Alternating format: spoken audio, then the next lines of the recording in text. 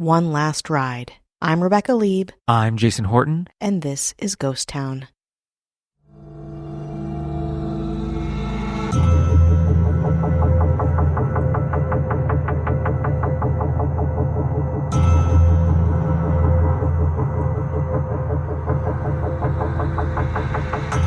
We've talked a lot about treacherous roller coasters on the podcast, poorly designed liabilities that were constructed hurriedly, thoughtlessly, and without care.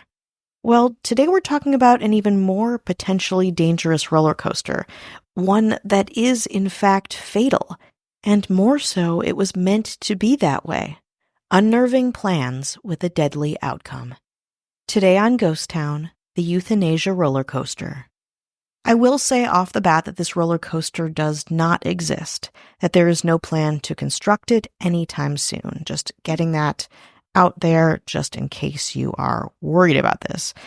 No, this coaster is purely hypothetical, for now, existing only in scale model and within the mind of Lithuanian artist Julie Jonas Urbonas, a PhD candidate at the Royal College of Art in London.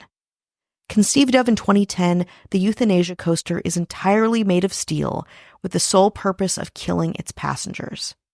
Urbonas was inspired by many things, including, quote, the halt of roller coaster progress, the extinction of death rituals, and the current development in sci-fi design. In addition, sources that I found online say that Urbonas was once employed at an amusement park, which might have contributed to this idea.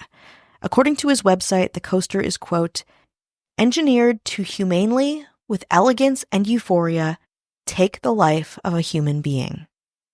So how would the experience of riding the Euthanasia coaster actually go? What would it be like? Capable of holding up to 24 passengers, you'd first go up to the top, about 1,600 feet, in a slow-moving but steep-angled car. For reference, the tallest roller coaster in the world is only 456 feet high. From there, at the peak, all the passengers would be directed to press a button to continue the ride, or not and exit the car to get back down to the ground. If you pressed the button to continue the ride, you'd find yourself barreling down a 1,600-foot drop, moving at speeds of up to 220 miles per hour. But you'd still be alive as the ride hits its terminal velocity, and then you'd surge into 7 killer inversion loops that you'd experience for approximately 60 seconds, each progressively decreasing in diameter in order to maintain the necessary 10 Gs of force that would result in cerebral hypoxia, or asphyxiation, causing your death. Another reference, a ride at Six Flags Over Texas called Shockwave has the maximum amount of G-forces involved in any ride, any coaster, and that number is 5. Just to show you how insane 10 Gs is for a human body to endure. According to TikTok user Rise and Slide, quote, you would gradually begin experiencing worsening cases of cerebral hypoxia, meaning your blood would rush into the lower parts of your body, and so your brain wouldn't be getting enough oxygen to survive. The first thing that you would notice is your vision graying out, which would then gradually turn into tunnel vision. From there, you would begin experiencing a blackout, and ultimately you would eventually lose consciousness and die. After a sharp right-hand turn, the car would loop back to the station, where the dead, hypothetically you, would be unloaded and new passengers could board. Julie Jonas Urbonas does note that there might be the possibility of subsequent inversions or a second run of the roller coaster, serving as the insurance that nobody gets out alive. Urbonas talks about this experience almost poetically. In an interview with Vice, he says, quote, falling is a unique experience that sets itself apart from other types of death.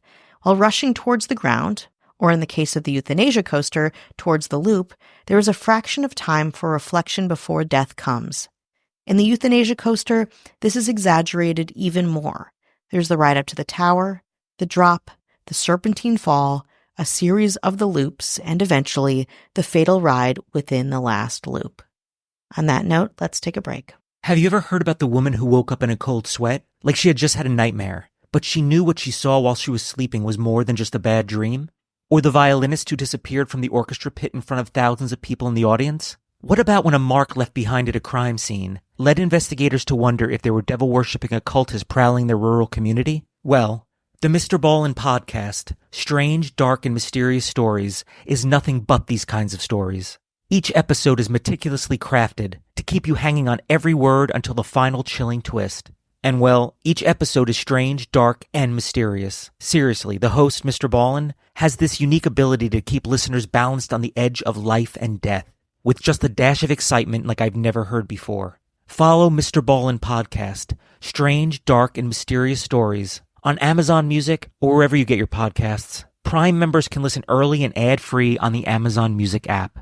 The euthanasia coaster model and concept was first shown as part of the Human Plus display at the Science Gallery in Dublin in 2011 and touched upon the issues that came with life extension. The model was also displayed at the Human Plus exhibit at the Centre de Cultura Contemporània de Barcelona in 2015. This, quote, killer coaster, unquote, is only one bizarre concept by Julie Jonas Urbonas. He also devised another art piece that laid the groundwork for human gravity space experiments, a, quote, artificial asteroid made up entirely of human bodies the piece was called, The Planet of People. Like the Planet of People project, Urbonas' euthanasia coaster will not become a reality anytime soon. It is, again, I want to emphasize, an art project meant to force humans to contemplate mortality, end-of-life care, and the fragility of the human body. When Vice asked him if Urbonas feared death, he said, quote, I'm not sure if I'm afraid of death. It's one thing to imagine it and another to encounter it physically. What I am sure of is the fear of slow death due to terminal illness that would impose a burden to my relatives. In terms of afterlife, I retain an agnostic view.